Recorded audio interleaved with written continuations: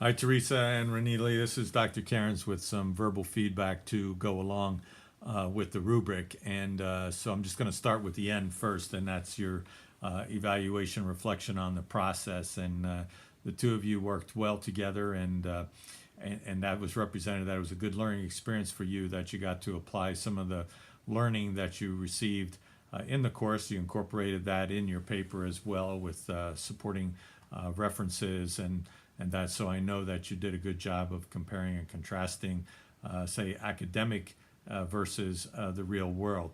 You did a good job with your executive summary.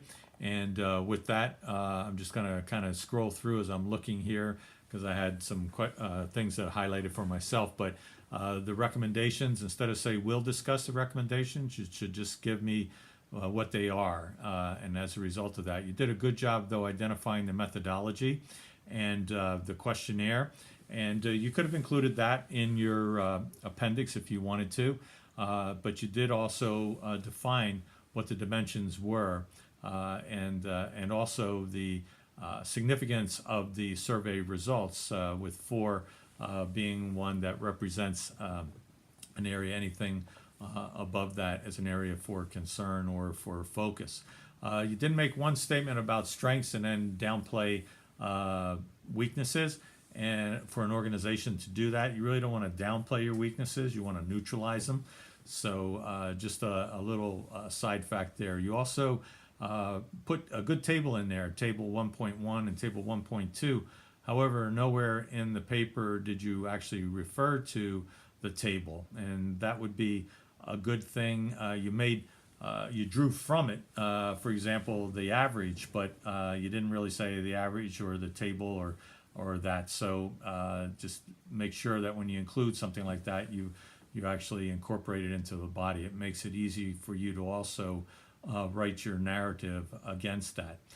So I liked your graphs for purpose and individual survey results. Probably one thing to consider as you look at those averages for per individual is that behind those, were there any individual questions that might be contributing to the score being higher or lower?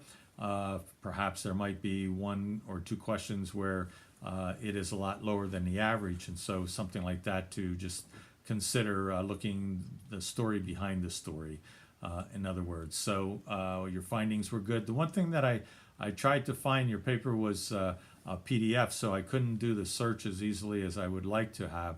But in your appendix, you made reference to the Tower survey, and I'm not sure where that showed up in the body of your paper.